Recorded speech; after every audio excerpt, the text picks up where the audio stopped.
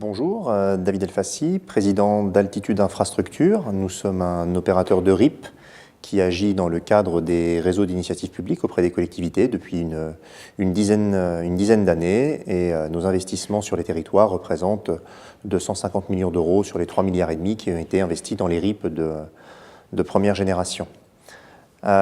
L'élément principal que j'ai souhaité faire passer dans la table ronde à laquelle je viens d'assister, dont le thème était un petit peu la transition entre les RIP de première et de deuxième génération, était qu'en fait, il fallait se méfier de la concurrence par les infrastructures, qui est le pire ennemi des RIP, quelle que soit leur génération.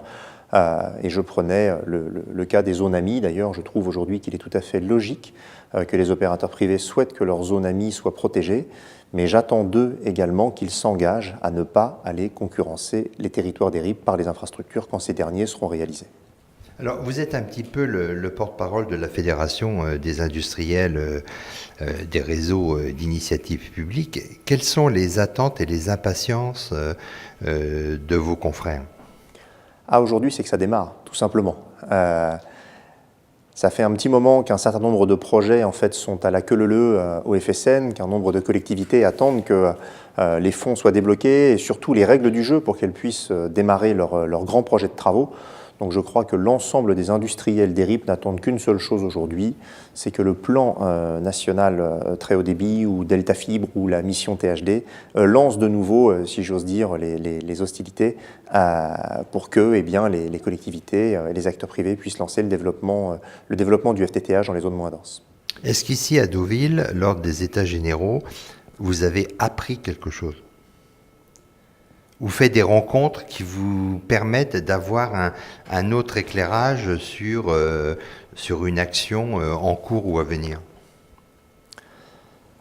Alors, est-ce que j'ai appris quelque chose? C'est une très bonne question. Oui, parce que j'ai eu la possibilité de discuter un peu dans le détail avec Antoine Darraud de la feuille de route qu'il a détaillée à la fin de la réunion.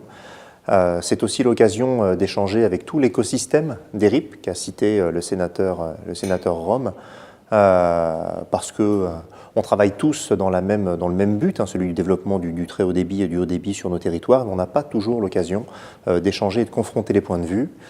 Ce que j'ai appris en tout cas aujourd'hui, mais bon, je le savais un peu déjà, donc je me mens un petit peu en disant ça, mais c'est que les collectivités sont extrêmement motivées pour avancer et avancer vite vers le très haut débit. Alors, Antoine Darraud est le directeur de la mission Très haut débit. Si vous aviez eu la possibilité de faire passer un message à travers lui à M. Montebourg ou à Fleur Pellerin, quel aurait été ce message? Il faut aller vite parce que la construction de la fibre optique sera longue.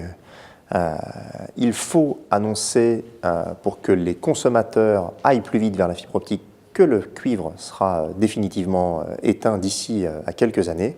Et il faut aller vite parce que il ne faut pas être dépassé par notre temps, et si on se laisse prendre de vitesse par le développement d'autres technologies par rapport à la fibre, nous le paierons tôt ou tard, et il faut enfin que nous ayons une vraie concurrence par les services et plus une concurrence par les infras. David Elfassi, PDG d'Altitude Infrastructure, je vous remercie.